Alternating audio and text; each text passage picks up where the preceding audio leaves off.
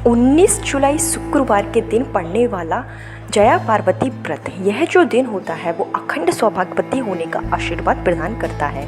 यह बेहद ही शुभ दिन है। इस दिन जो महिलाएं होती हैं वो अपने पति की लंबी आयु के लिए, सौभाग्यवती रहने के लिए माँ पार्वती का व्रत रखती हैं।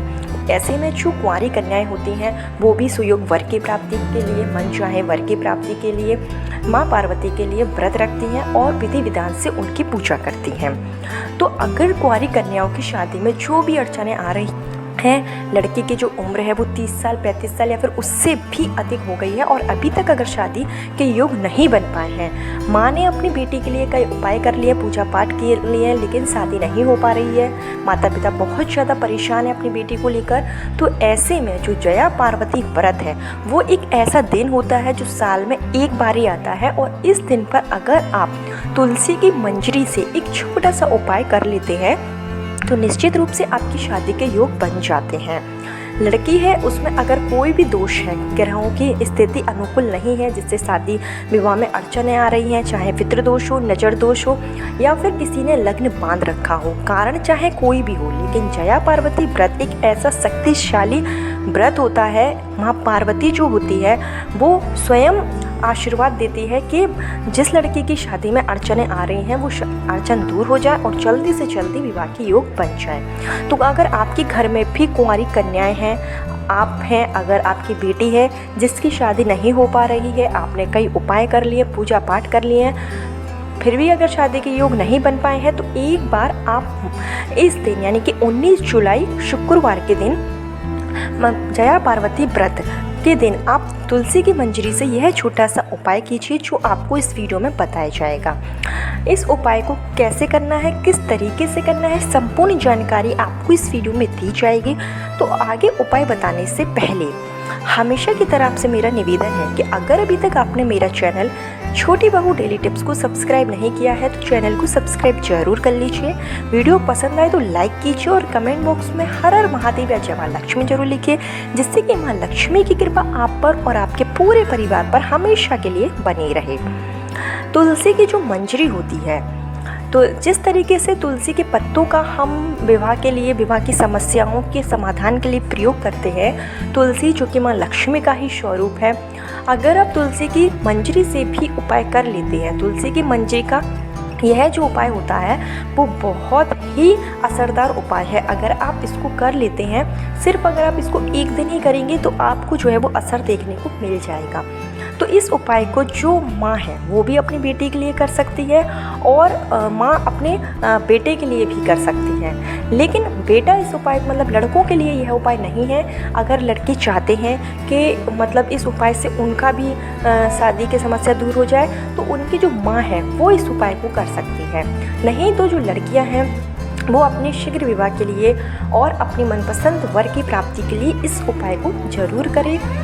जो महिलाएं हैं, जो कन्याएं हैं, उनको क्या करना है कि जैसे आपके घर में तुलसी लगी हुई है तो आप तुलसी की जो मंजरी है उसको तोड़ लीजिए। करीब आपको 5 से 6 तुलसी की मंजरी जो है वो तोड़ लेना है। अगर तुलसी की मंजरी हरी भरी है तो हरी भरी तोड़ लीजिए, अगर आपके पास सूखी है तो आप सूखी भी प्रयोग ले सकते हैं। और अगर आपके घर में तुलसी नहीं लगी हुई है तो मंदिर परिसर में जाकर भी आप तुलसी की जो पत्ती है, जो मंजरी है, वो तोड़कर ला सकते हैं। अब आपको पहले बता दें कि जो जया पार्वती व्रत है, हम सभी जानते हैं कि विवाह के लिए अगर जो भी समस्या होती है तो सबसे पहले शिव पार्वती का उपाय बताया जाता है। शिव पार्वती की पूजा की जाती है, महागौरी की पूजा की जाती है, जिससे कि विवाह में जो भी समस्याएं आती हैं वो दूर हो जाती हैं। तो आपको क्या करना है कि जब आपने तुलसी की जो मंजरी है वो तोड़ ली, जितनी भी आपको मिले 5 से 6 तो आपको रखना ही है। वो अगर जैसे कि नीचे गिरकर झड़ जाती है ना, तो आप नीचे गिरी हुई तुलसी की मंजरी भी उठा सकते हैं। ये तुलसी की मंजरी जब आपने ले ली तो आपको क्या करना है कि 19 जुलाई के दिन यानी कि शुक्रवार पड़ रहा है उस दिन, और त्रयोदशी के दिन यानी कि त्रयोदशी के दिन यह व्रत होता है, तो और उस दिन प्रदोष भी रहेगा। प्रदोष, जो कि हम सभी जानते हैं कि सुहागन महिलाओं का ही व्रत होता है और ऐसे में जया पार्वती का भी दिन है। तो यह जो दोनों दिन जब मिल जाते हैं और शुक्रवार जो कि माँ लक्ष्मी का दिन होता है और सुहागवती होने का ही दिन होता है, तो ये जब तीनों दिन एक साथ मिल जाते हैं तो नक्षत्र का ऐसा योग बन जाता है जिससे कि आपकी शादी में जो भी अड़चनें आ रही हैं वो निश्चित रूप से दूर होकर ही रहती हैं। तो जब आपको तुलसी की मंजरी मिल जाए तो आपको क्या करना है कि यह आपको एक लोटे में जल लेना है। थोड़ा सा आप उसमें जल ले लीजिए और आपको उसमें मिलाना है कच्चा दूध। अगर ये कच्चा दूध गाय का हो तो बहुत अच्छी बात है। अगर आपको गाय का दूध नहीं मिलता है तो जो भी आपके पास दूध हो आप उसका इस्तेमाल कर सकते हैं। थोड़ी मात्रा में आपको दूध मिलाना है और आपको जल से उस पात्र को भर लेना है। कोई भी पात्र आपके पास है उसको आप प्रयोग ले सकते हैं। और जो आपने तुलसी की मंजरी ली है उसकी 2 से 3 जो पत्ते, जो 2 से 3 तुलसी की मंजरी हैं उसको आप उसी लोटे में डाल दीजिए। और जो आप थोड़ी सी तुलसी की मंजरी आपको अभी सूखी ऐसे ही रखना है, मतलब थोड़ी आप तो उसे लोटे में डाल दीजिए और थोड़ी आप अपने पास में रखिए। अब आपको क्या करना है कि एक लेना है पीले कलर का धागा, पीले कलर का रेशमी धागा या फिर आप मौली का जो धागा आता है, कलावा आता है, आप उसका भी प्रयोग ले सकते हैं। और साथ में आपको लेना है थोड़ा सा सिंदूर। अब ये चीज़ें लेकर आपको पहुंच जाना है सीधे शिव मंदिर में। तो आपके घर के आसपास कहीं पर भी शिव मंदिर हो, शिवालय हो, वहाँ पर आप 19 जुलाई के दिन जाएंगे। आपको कोशिश यह करनी है कि आप उस दिन लाल कलर के वस्त्र पहन कर जाएँ और अपने साथ में ये सारी चीज़ें लेकर जाएँ। अगर आप मंदिर नहीं जा सकते हैं तो फिर आप घर पर भी इस उपाय को कर सकते हैं। और इस उपाय को आप सुबह भी कर सकते हैं और शाम के समय भी कर सकते हैं। जब भी आपको लगे कि मतलब मैं ये उपाय कर सकता हूँ तो आप या सुबह कर लीजिए या फिर शाम को कर लीजिए। और ये चीज़ें लेकर अगर आप मंदिर में जैसे उपाय कर रहे हैं तो आप मंदिर में पहुँच जाइए और आप उत्तर दिशा की ओर मुख करके आपको बैठ जाना है शिवलिंग के पास में। और आपको क्या करना है कि जो आप एक लोटा जल लेकर आए थे जिसमें आपने तुलसी की मंजरी डाली हुई है, वो जल आपको शिवलिंग के ऊपर समर्पित कर देना है नमः शिवाय का जाप करते हुए। आप याद रखिएगा कि आपको ओम नमः शिवाय नहीं बोलना है, आपको नमः शिवाय बोलना है।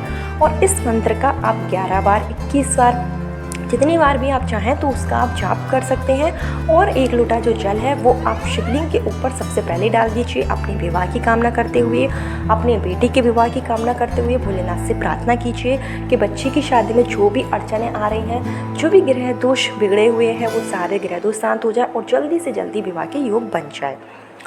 और उसके बाद में जो आप तुलसी की मंजरी लेकर आए थे उसको आपको, जो पीले कलर का धागा है, पीले कलर का धागा आपको तुलसी की मंजरी के ऊपर लपेट देना है।